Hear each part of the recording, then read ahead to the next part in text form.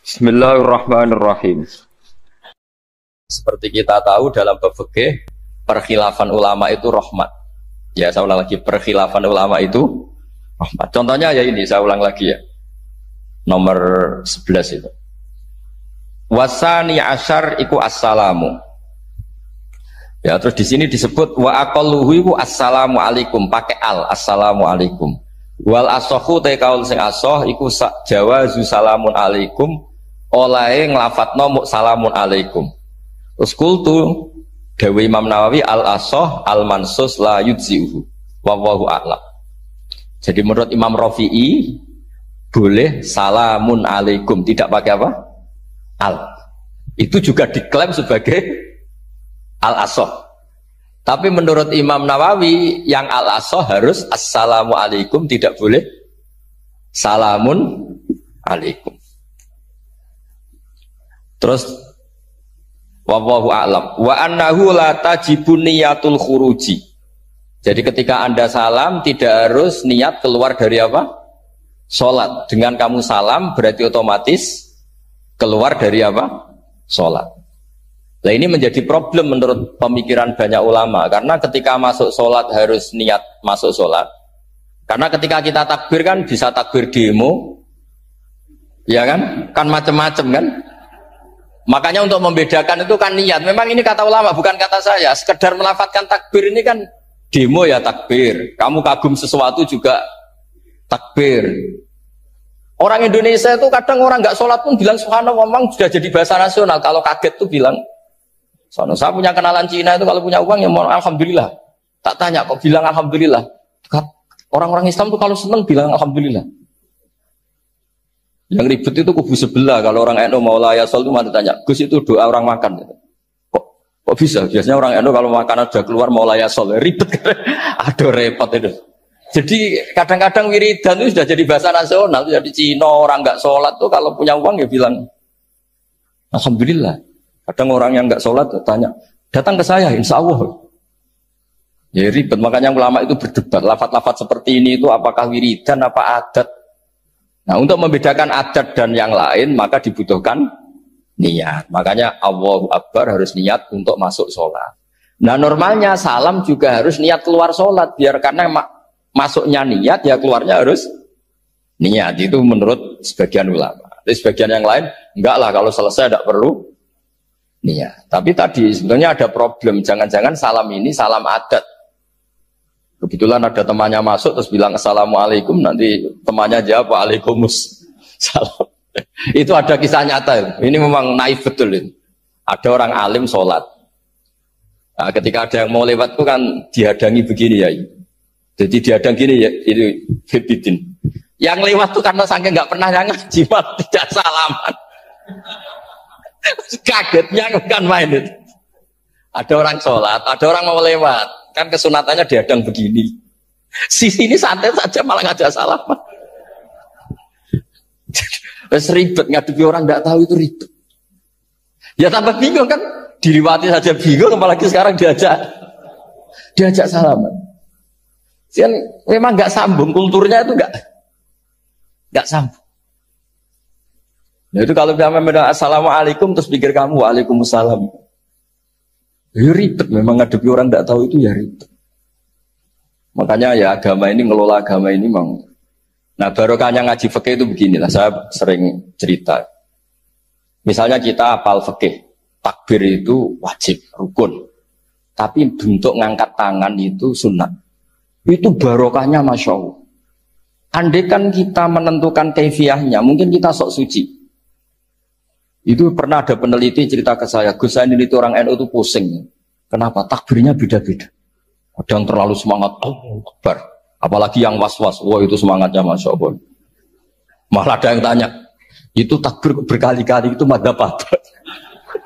Jadi orang was-was cobalah, bertobatlah itu, jangan sampai jadi madzhab baru. Kalau yang was-was orang bodoh gak masalah, coba kalau dia orang alim alama, nanti muridnya juga niru, oh ternyata takbir yang saya itu 3 kali itu. Oh ternyata takbir yang saya itu 7 kali. Itu kalau dia jadi imam. Kalau dia jadi makmum nyampai ini pinggirnya, sampai pinggirnya takut kan bulan balen ini. Ada yang kayak orang nggak punya uang, Allahu Akbar tangannya diangkat separuh saja enggak. Itu kan, tapi itu tidak ngefek di Indonesia karena dari awal kiai-kiainya ngajarin ngangkat tangan itu nah caranya juga agak ditentukan, terserah kamu. Begitu juga mau sisihkan tangan itu juga sunat. Sehingga kalau sampai ke Turki atau kemana-mana itu ada yang kayak orang baris, ya kan? Habis takbir ya sudah. Ada yang sendakap, sendakapnya beda-beda. Ada yang nutupi iga yang hilang katanya, sampai begini. Ada yang santai begini. Oh pokoknya nggak jelas. Sehingga itu kalau di militer ini ada Pak Dandim itu juga bingung ini nggak protap ini kan. Tapi kalau di fikih itu memang kalau sekali nggak diwajibkan terserah masing-masing. Ada yang kayak orang baris, ada yang sendakep begini, katanya apa? Nutupi iganya yang hilang. Ada yang sambil rasa-rasa, macam-macam. Tapi barokahnya ilmu fikih itu diputuskan memang dari awal tidak wajib. Yang wajib itu takbirnya. Maka duduk juga begitu, meskipun kita sepakat duduk tahiyat ula, namanya iftiros, duduk tahiyat akhir namanya tawarruk. Itu harus kita vonis, kita hukumi sunnah. Cara seperti itu sunnah. Wa ayyu qu'udin qa'ada sohat sholatu. Seperti kemarin di Minhajul Thalibin. Dengan duduk gaya apa saja, sholatnya tetap. Sehingga kalau kita di Arab, misalnya pas haji, orang Arab itu memang ya agak kacau. Orang Indonesia itu kalau sholat duduk, itu kan memang benar-benar sakit. Sakit sudah agak mau mati itu benar-benar sholat baru duduk. Orang Arab itu enggak. Sholat duduk pakai kursi, soft itu nggak ada orangnya, ada kosong. Itu jalan kaki, kursinya di bawah. Wong bawa kursi kuat kok sholat duduk. Kalau orang Jawa kan, saya juga iskal. Orangnya malah bawa kursi kuat dipindah-pindah, tapi kok sholatnya. Kalau orang Jawa nggak kebayang. Kalau sholat duduk emang bener-bener sakit. Terus saya pernah ditanya lagi sama orang, Gus di Mekah itu kok banyak orang bawa HP, terus kalau ditelepon diangkat soli, itu mazhab apa? Mazhab geblek kata saya. Tapi ini kan orang Arab, kan seakan-akan terus mewakili internasional kan, karena pusat banyak tuh. Ditelepon, digulai teleponnya, saya wakil gulai ini, tak usah kangelan ya. Orang ketemu soli, paten. Nah, kita kan diajarin di GG Indonesia kalau itu membatalkan apa? Jadi ribet. Nah, barokahnya kitab-kitab seperti ini, meskipun kita di Indonesia itu mengikuti panduan yang diarahkan atau yang dibagukan oleh ulama-ulama. Nah, Indonesia itu makanya berkah. Saya sering ketemu ulama Mekah itu kalau muji haji Indonesia luar biasa. Bukan sekedar sopannya. Memang cara hajinya itu nyari kaul yang disepakati itu sah. Karena memang dilatih KBIH, dilatih Kemenak, masih dilatih kiai setempat. Meskipun niatnya ya kadang tidak baik. Saya pernah tak tanya, kenapa kamu latihan haji sebegitu? Kalau sholat kok enggak? Sholat gak sah, gak apa-apa, Gus gak bayar, ini haji. Oh, ternyata. Dia itu sholat bedino, rata kursus baik kulol. Barang apa kaji, boleh takut terang, tak takut. Oh, sholat kira tahu takut, nak kaji kok takut. Nak sholat rasa gak iman, Gus gak bayar, ini haji. Wah, sebenarnya kurang ajar kata saya. Jadi ternyata sekarang terkuak. Kenapa orang-orang awam itu kalau kaji kok semangat belajar? Semangatnya sama dengan sholat apa di bawah haji jauh sholat itu? Berpuluh-puluh tahun sholat itu dengan gaya yang nggak ada perkembangan. Tapi haji pisan langsung tren. Ternyata karena bayar ya. Apa perlu ditiru? Sholat harus bayar supaya ini supaya. Ya itu alasannya itu. Haji rasa berat Gus, apa? Bayar Gus. Nak sholat rasa kok gak bayar wae maksudnya. Padahal kalau kita ngikuti as-sholat imaduddin, sholat dengan haji itu afdal mana? Afdal sholat, harusnya lebih serius belajar sholat ketimbang belajar haji. Tapi setahu saya nggak ada kan KBIS ya, kelompok bimbingan ibadah sholat. Jadi ini kritikan saya, semoga didengar ya. Cobalah. Padahal Rian Raden Asnawi dikarang pesolatan. Supaya orang itu sholatnya benar ya, sholatnya benar. Ya jadi ngaji fikih seperti ini setidaknya Anda menjadi tidak mudah mengadili orang lain. Bahwa sholat itu yang takbir tok yang wajib. Misalnya baca ya Fatihah tok, sehingga kalau ada imam lupa baca surat ya gak apa-apa, memang dari tidak wajib.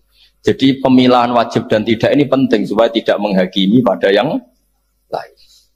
Jangan sampai perilaku kesolehan itu menjadi bentuk yang mengadili. Enggak boleh.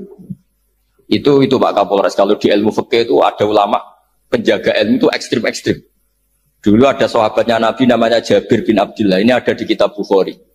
Di kitab sholat. Ya maksudnya al-ilmu tentang sholat. Itu semua yang di masjid itu sudah pakai jubah. Pakai gamis. Kalau orang Indonesia mungkin ya pakai hem, pakai baju batik, pakai. Itu dia datang malah gamisnya dicopot. Gamisnya dicopot, imamahnya dicopot, terus tinggal pakai satu sarung. Terus dicancang di sini, akidan bena torofaihi ala atik. Dicancang begini. Kayak cerita-cerita di perang pahlawan itu. Hanya dengan pakai sarung satu dikalungkan itu. Terus ada orang-orang tabiin bilang gini, Ungzuru ila ashabi Rasulillah. Ini sahabatnya Nabi kok sholat dengan cara seperti itu. Enggak islami banget. Enggak keren banget lah. Terus kata Jabir bin Abdullah, saya sengaja melakukan ini supaya kamu tahu bahwa batas aurat yang dimaksud Nabi seperti ini. Shalla Rasulullah sallallahu alaihi wasallam fi izarin wahid. Akidan baina tarafaihi ala atiki. Saya pernah melihat Nabi sholat seperti saya ini. Tapi barokahnya itu akhirnya diketahui kalau batas auratul rajul hanya mabena surah war rubah. Andai kan tidak ada perilaku Jabir seperti ini, orang akan ngira bahwa syaratnya sholat itu harus pakai jubah. Syaratnya sholat harus pakai hem. Akhirnya orang-orang yang kebetulan tidak pakai jubah, tidak pakai hem, bingung. Misalnya dia katoan seperapat, pakai kaos. Neng tengah hutan, rasa sholat, ngaku ranggo jubah. Ribet kan? Artinya apa? Ilmu ini harus dijaga konstitusinya, barokahnya perilaku Jabir ini, orang tahu batas aurat. Jadi yang lainnya itu mukamilah atau kesunatan. Nabi juga seperti itu. Semua sahabat itu tawaf itu musyatan, berjalan. Tapi Nabi sebagai tokoh dan pas itu sehat. Saya ulang lagi, pas itu sehat. Ini hampir semua ulama bilang pas itu Nabi sehat. Nabi malah naik unta. Itu kata Imam Nawawi dalam kitab Masbu', Nabi naik unta itu lebih afdol ketimbang yang jalan. Padahal trennya ibadah kan al-ajul biqadrit tak. Karena apa kata Imam Nawawi? Itu menjadi konstitusi ilmu bahwa syarat sahnya tawaf tidak harus jalan. Andai kan Nabi saat itu kok ikut jalan, maka dikira di antara syarat sahnya tawaf harus jalan. Maka kita kebingungan ketika pakai kursi roda karena tidak punya rujukan hukum. Jadi barokahnya Nabi pakai berkendara.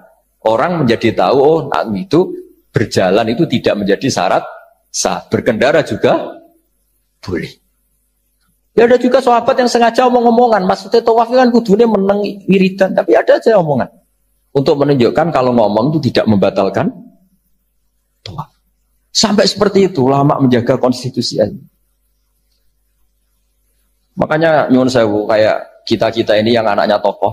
Apalagi ini di sini ada Gus Albab.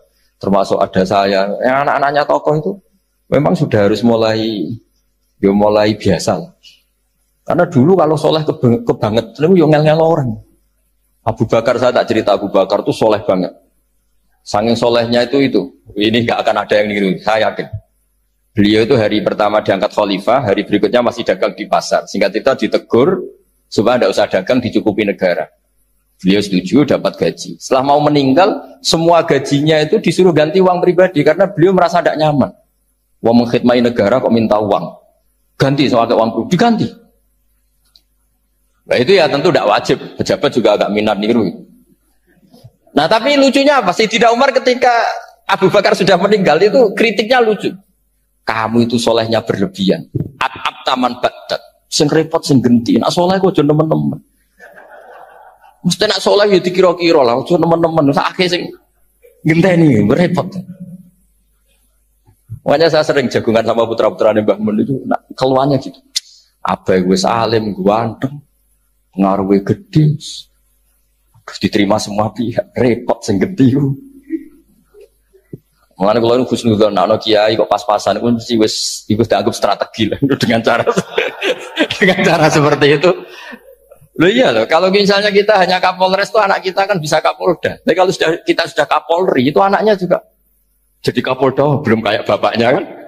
Jadi Kapolres belum kayak. Jadi kalau bapaknya hanya Kapolres kan anaknya masih gampang lah nanti Kapolda sudah ngelangkai kan. Jadi kadang-kadang itu artinya ulama dulu itu hebat cara. Makanya kamu jangan kaya-kaya banget, jangan sukses-sukses banget. Kasihan anak kamu nanti ini. Kasihan. Makanya saya sebenarnya jadi kiai itu yang ingin bener-bener banget, tapi sakit santriku lah kira-kira.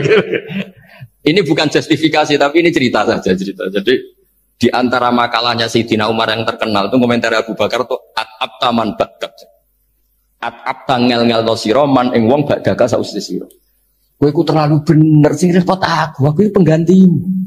Enggak aku maksa soleh tetep ae ra koyo Abu Bakar. Maksa soleh nek koyo kowe nek soleh kira-kira lah aja nemen-nemen gitu. Penggantinya. Ini cerita ya, jadi saya mohon. Nah, barokahnya itu juga kesolehan yang massal itu diakui oleh ulama.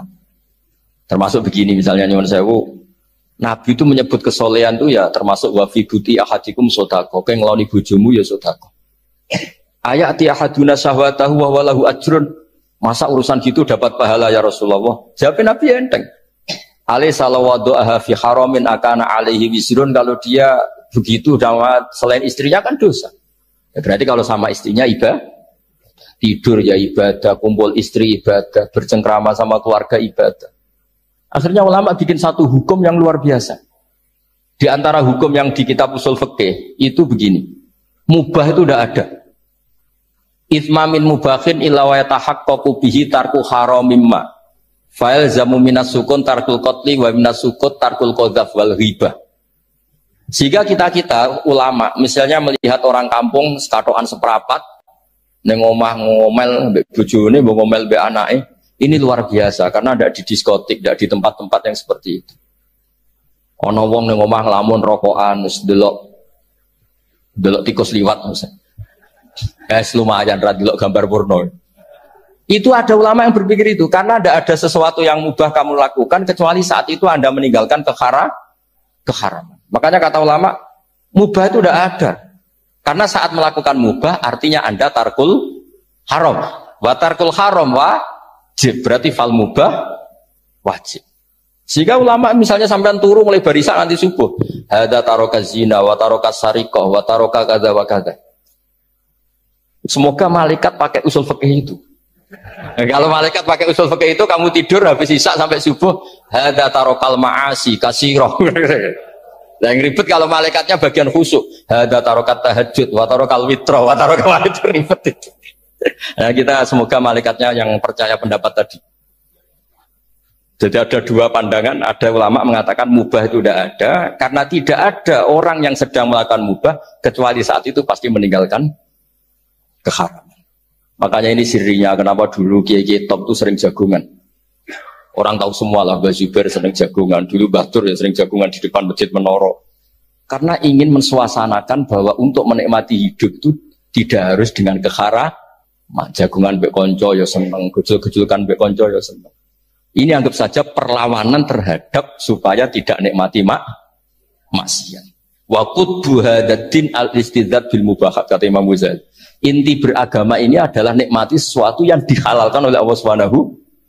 Coba ketika orang lain bisa nikmat kalau harus ke tempat-tempat maksiat. Kamu cukup nikmat ketemu konco gejol-gejolkan zaman mondok padha mlarate. Terus diterusno saiki yo melarat atau cocokan melarat. Itu kan keren no? Keren.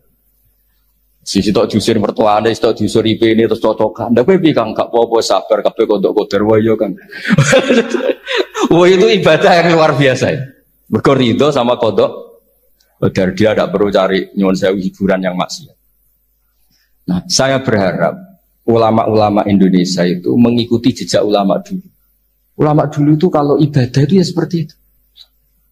Jadi jangan hanya melihat ini semalaman kok tidur, tidak witir, tidak tahajud. Oke, dia memang nggak afdol, nggak sempurna, macam kiai pas-pasan naik kan. Tapi ya jangan lihat tarokal witro wa tarokat tahajud, tapi kamu juga harus lihat tarokal dahab ila nikla wa tarokat dahab ila mahalil mak. Siap boyo sekali-kali muji orang susahnya apa sih?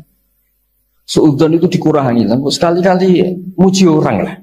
Jadi kalau ada orang tidur hada tarokal maasi, alhamdulillah. Meskipun ya rada damu sih tarokal maasi wa tarokat toat, ya sudah lah gak apa-apa lah. Tapi lah di sini terus kualitas. Nah, Dengan cara itu Anda bisa membaca Quran secara fasih. Wa min ayatihi manamukum billaili wan nahar.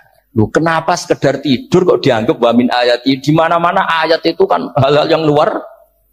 Ini tentang tidur saja kok dianggap ayat.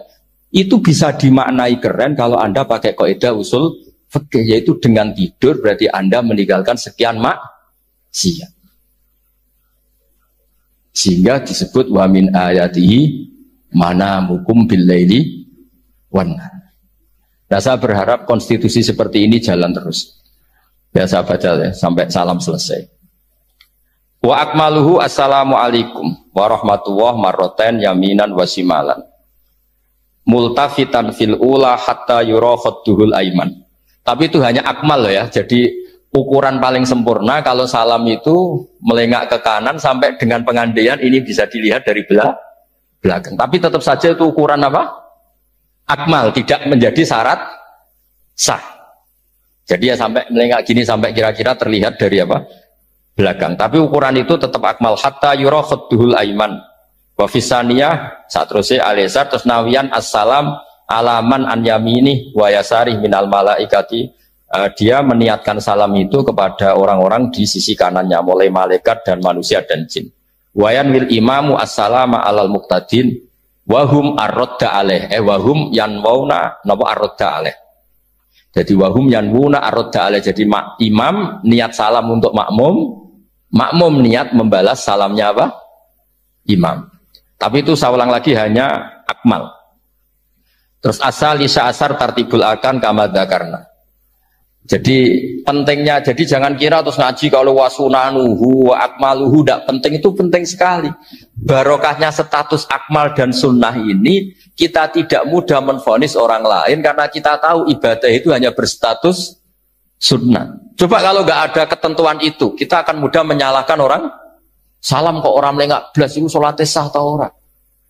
Padahal dari awal melengak itu statusnya hanya sunnah. Kemudian untuk penutup supaya ini clear ya, saya pernah baca di Syarah Bukhari yaitu Fathul Bari. Nabi itu kalau setelah salam itu mukbilan biwajihi alal hadirin. Jadi Nabi langsung menghadap ke timur. Andikan Indonesia menghadap langsung ke timur. Tapi uniknya para syurahul Bukhari itu menganggap itu tidak satu sunnah yang tidak jadi satu sunnah yang permanen. Tapi kata para syurahul hadis, siapapun boleh melakukan gerakan yang bisa memaklumatkan kalau sholat itu selesai. Saya ulang lagi ya, jadi Nabi menghadap ke timur, kalau di konteks Indonesia, itu sebagai bentuk maklumat, ini loh sholat saya sudah. Karena takutnya apa? Orang yang dari jarak 2 kilo, 3 kilo ingin makmum sama Nabi, andai kan Nabi tidak menghadap ke timur, tetap posisi seperti sholat menghadap ke kiblat, maka orang dari luar mengira Nabi fi sholatin. Ya, Nabi masih dalam. Bahayanya apa? Kalau orang ini langsung takbir, usolli fardhu zuhri, misalnya makmuman, ternyata Nabi sudah sholat. Berarti sholatnya nggak sah. Kenapa? Irtibatus sholat atau robtus sholat biman huwa laisa fi sholatin. Dia menggantungkan sholat dengan orang yang sudah tidak. Dan itu bahaya sekali. Masa kamu sholat, makmum sama orang yang sudah tidak. Nah, semenjak itu terus ada aturannya ulama. Siapapun yang jadi imam harus memaklumatkan diri dengan cara apa saja supaya menunjukkan kalau sholat itu selesai. Makanya adat kiai-kiai kita tetap menghadap kiblat tapi namun astagfirullahaladzim. Itu sebetulnya memaklumatkan. Yo nak niat banter nyentak pangeran masuk istighfar biantre ngono. Gak sopan blas astagfirullahaladzim. Itu sebetulnya itu memang maklumatkan iki lho jong salatku wis bar. Nah, aku apa makmum masbuk sing ijek sholat atau cuma makmum aku itu. Ada yang separuh-separuh, ya tidak madhep wetan, madhep ngulon, madhep ngalor. Itu ya sedengan itu maksudnya sedengan. Karena memang kata Syurahul Bukhari butuh itu apa? Imam punya gerakan yang menunjukkan kalau sholatnya itu selesai supaya nggak dikira fi sholatin, kemudian ada yang ya clear ini ya.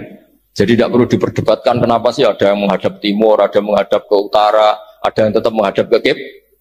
Itu nggak perlu diperdebatkan, itu semuanya ada ilmunya, yaitu filosofinya apa?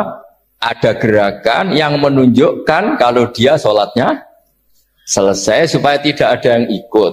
Sekali ada yang ikut berarti nanti apa? Rabtus sholati biman laisa fi sholatin, yaitu menggantungkan sholat dia dengan orang yang hakikatnya sudah ada